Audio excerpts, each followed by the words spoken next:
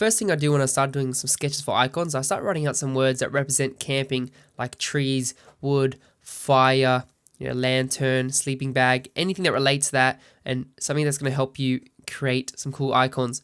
The first thing I do is draw a grid. So just draw a square box, try and keep it pretty consistent with the lines, and you can just draw a line in the center and in the middle of it. This will really help you, figure out what type of icon you're going to create and the layout or the sizing, how you're going to do it. So you can see I'm just starting to do some sketches, start drawing out using that grid.